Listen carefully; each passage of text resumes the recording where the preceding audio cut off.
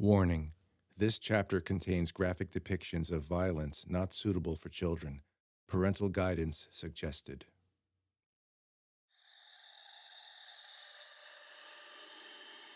Chapter 9: Shadows in High Places. By the year 1917, the Collective had just employed its 304th host body. The Bolshevik Central Committee was being established in Russia, and a powerful figure named Joseph Stalin was emerging through its ranks. Within a few years, he had seized full control of the Communist Party.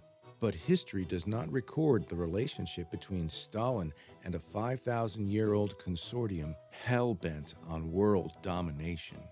Through his association with them, he not only accumulated vast prominence and power, but he also became one of the most ruthless and maniacal murderers of all time. Decades later, in April of 1945, the Russians were marching into Berlin to crush Hitler and the Nazi regime. A number of orphaned children roamed the streets at that time. Among them was a boy named Astan Monde, who from shortly after his birth was pushed through various orphanages and foster homes in Belgium, France, and Austria. By the age of 11, he was living on his own, learning how to speak and negotiate with adults 5 or 6 times his age. When the Americans crossed into Germany via Luxembourg, he followed them, hoping to find his mother, who he believed was still alive in Berlin. But the Russians seized Monde, believing he was a spy for the Allies. He was banished into the Gulag labor camp system, where he endured extreme working conditions, as well as being exposed to all forms of human abuse and depravity. By 1953, Joseph Stalin was looking for a new host body, as his health was failing him. While visiting one of his northernmost gulags near Murmansk, Stalin discovered young Monde, who had spent the last 8 years in hard labor, but somehow still thriving through all forms of misfortune and brutality. Admiring the young man's unusual physical strength and mental fortitude, Stalin took him back to his estate in Kunsevo-Daka, believing he'd found his new avatar. After exposing Monde to the Collective, Stalin promised the young man vast riches, unlimited power, and endless abilities if he would agree to become their new host body. Monde gladly acquiesced. Soon after, Stalin made arrangements for the transfer of the Collective. He decided to have one last night of drink and merriment with some of his closest aides and sycophants, lasting until 4 a.m. After everyone was gone, Stalin took the 19-year-old Monde and a trusted doctor into his private quarters and locked themselves in with strict orders not to be disturbed. Then, the Collective, through Stalin's lips, directed the doctor how to initiate the unique blood transfusion procedure. A snake-like, semi-transparent object was placed in between them. It was a Nilka flesh conduit, preserved and protected throughout the ages by the Collective. It immediately attached itself to both parties at the temples, the base of the skulls, and foreheads. Once these connections were secured, all the knowledge and consciousness of over 300 souls started the metaphysical migration from the old body into the new. The procedure was completed in less than 30 minutes. Monde immediately sat up, disconnecting the Nilka flesh and blood connections to the now comatose body of Joseph Stalin. The young boy's brain had now become the new home for the Collective. Astan Monde felt a flood of new thoughts, emotions, and experiences now flowing in and out of his present consciousness. Although overwhelming initially, the Collective quickly assimilated into this new host body. After only a few seconds, his first task became clear: remove anyone witnessing the transfer. Stalin's limp and dying body posed absolutely no threat to the security of the Collective. But the doctor aiding in the transfer was still in the room, standing there in complete amazement. This threat had to be eliminated. Without flinching, Monde stood to his feet, grabbed a scalpel off the surgical instrument tray next to him, walked over to where the doctor was standing, and slit his throat. As the doctor fell to the floor, bleeding out, Monde grabbed a larger knife and proceeded to flay the doctor's chest wide open, removing his still pulsing heart, and ate it. A ceremonial practice brought into the New World by the Collective.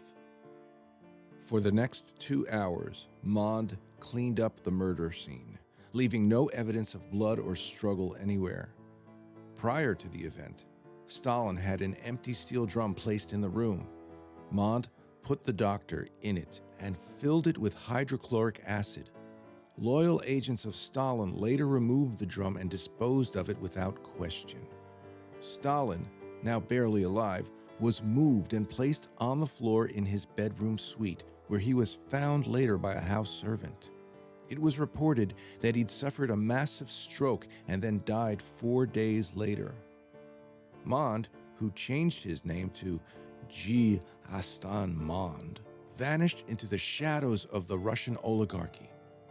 In the years that followed, he helped build the Soviet Union into an industrial superpower, while at the same time masterfully guiding their rocket propulsion program as the space race heated up between the Soviet Union and the United States.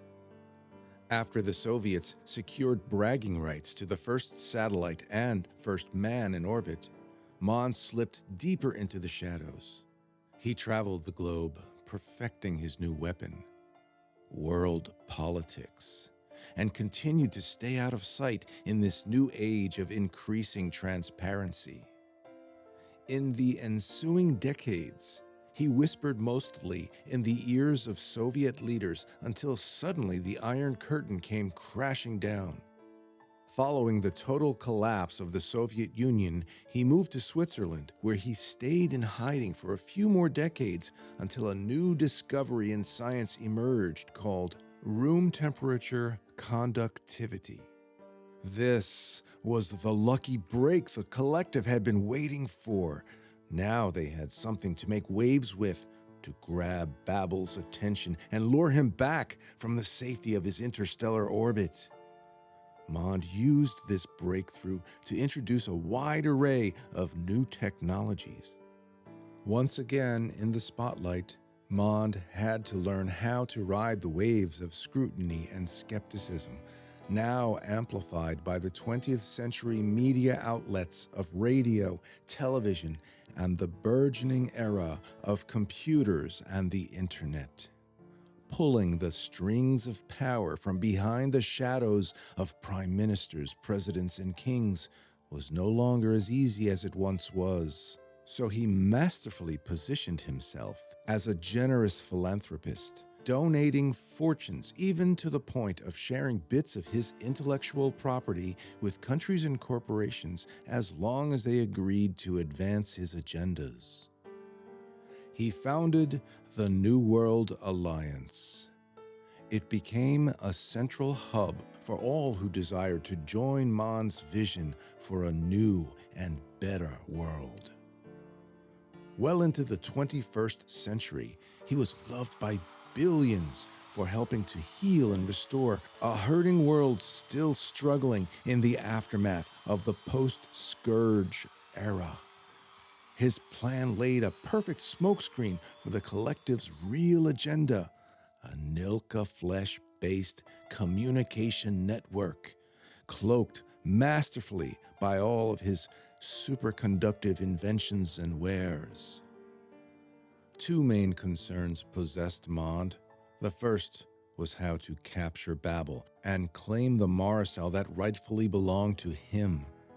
The second was to secure a new host, for even though he was still remarkably in good health, the body of G. Astan Monde was well over 100 years old. But even after 2 clones were successfully grown, his options were still dwindling. Dr. Stephen Lowry, the first clone, was a loyal but troubled minion quite intelligent, yet lacking the mental resolve to shoulder the full burden of the collective. The second was Maximilian Cole, a more promising candidate, yet mercurial, an independent soul with a deep sense of his own individuality. He ultimately betrayed Monde just before the Day of the Sun. It took a few more years to finally get Babel's attention. His ship's sensors picked up on a sudden and widespread spike in electromagnetic activity on Earth. Such high-energy signatures always translate into power, political power, and he could not allow this development to go unchecked. Babel instantly set course for Earth. The Vimana assumed an undetected orbit, utilizing stealth technologies far beyond those of current convention, and set out a cryptic hailing message only decipherable by those of another world. They made contact, but Babel would not hastily come down to the surface of the planet, expecting that Monde would be setting a trap for him. So, from his distant and secure vantage point, he communicated to Monde for the first time in over 5,000 years. "Impressive what you've accomplished, Lumiere. You found a new way to unite the masses, and they seem eager to fall in line. This is a new one for this world. As far as I can see, no brute force needed. Subjugation is possible in other ways. We just needed to understand how this age works. There will always be those who have and those who have not.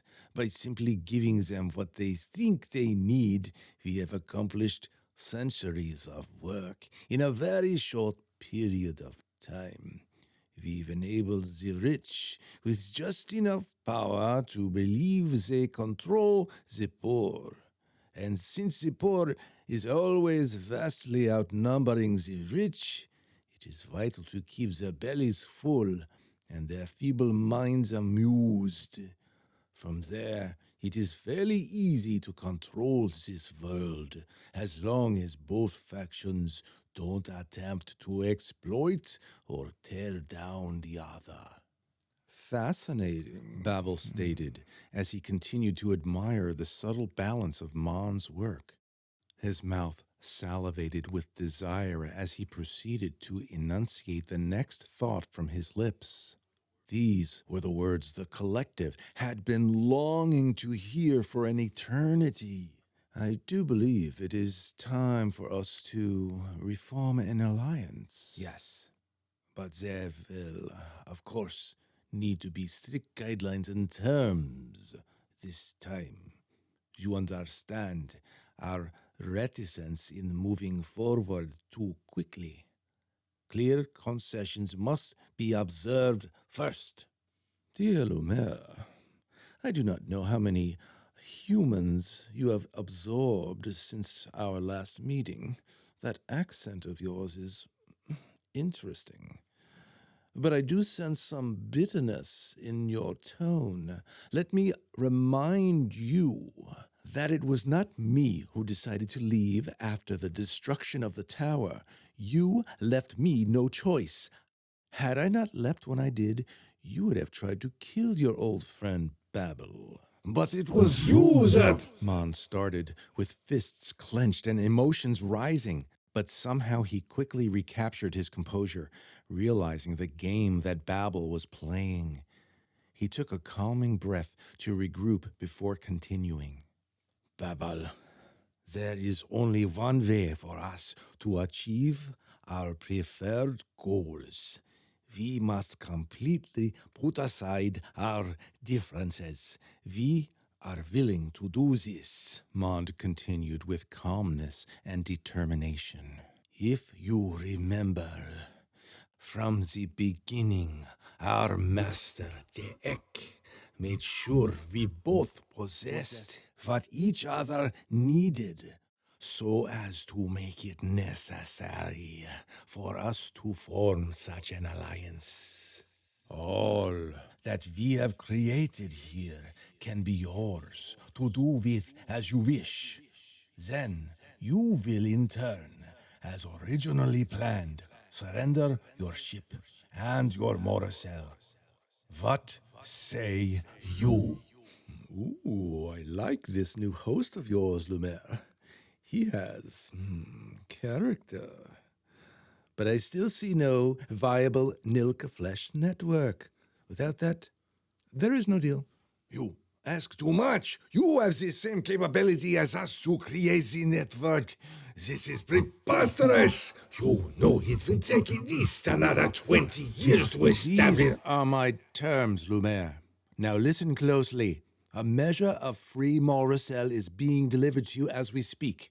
It is not enough to fuel your crippled vessel, but it is just enough to initiate the growth and harvesting of more Nilka flesh.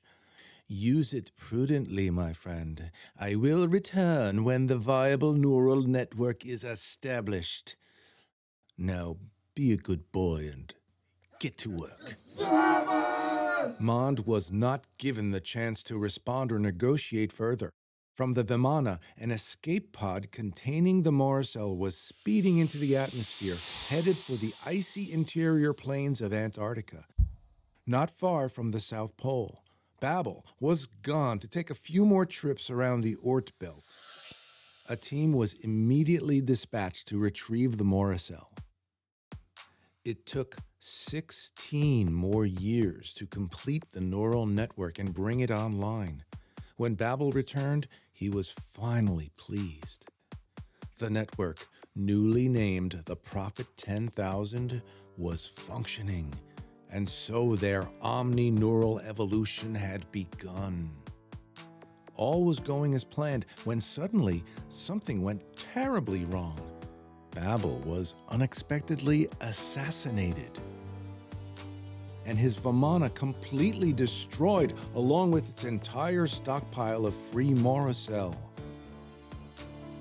Monde was devastated. He now calculated it would take another 400 years to develop the capabilities needed to get to his new world.